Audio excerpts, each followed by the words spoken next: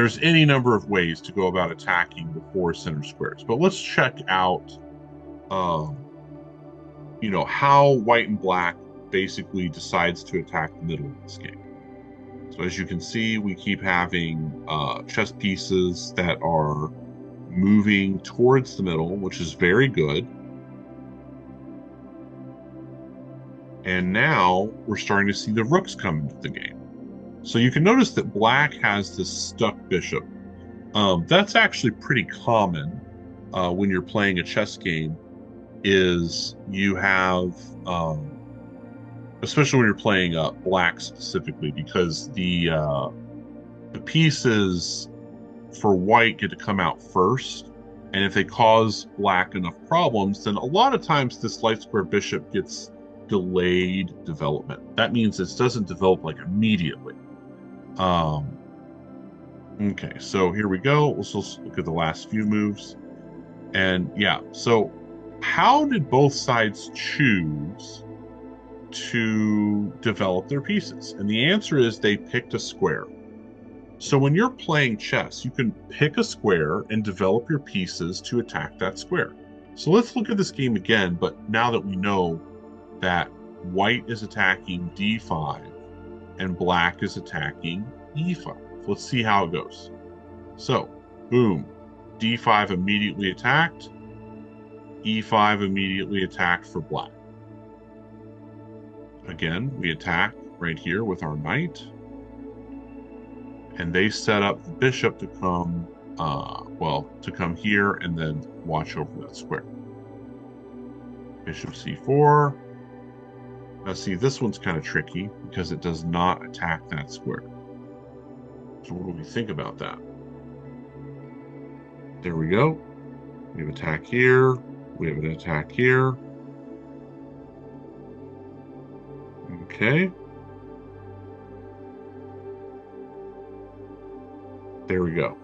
So this is kind of neat.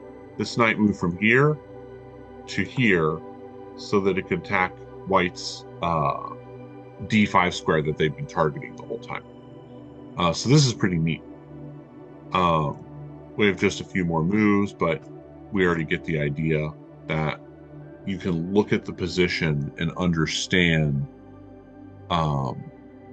how each piece was developed and why, if you can find the square that a lot of pieces are attacking.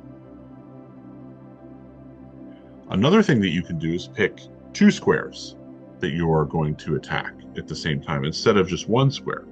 That's a little bit harder, but you can do it. So in this position, let's see, it looks like white wants to attack both light squares in the middle. So let's see how they go about doing that.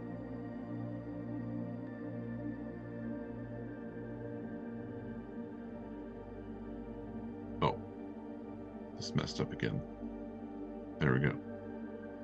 Sorry about that.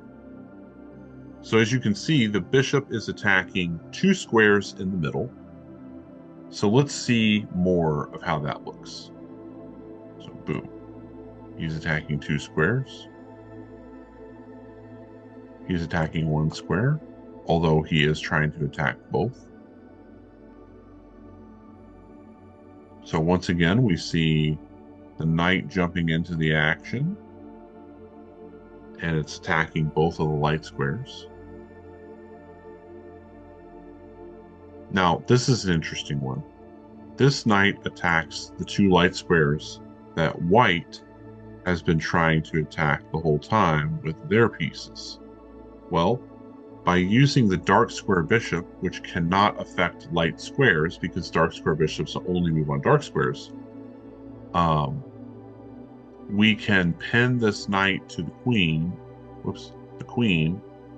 and we can potentially take that knight, permanently weakening these two squares. You also notice this knight is the only black piece currently that actually can or actually does target the d5 and e4 squares. h6 takes. Okay, knight f3. So in this position, you can see which pieces are attacking the middle, which ones are not. A lot of times when you're not sure what to do in chess, the answer is develop a piece, find a piece that's not doing a good job, and then find a way to make it do a good job. So there we go.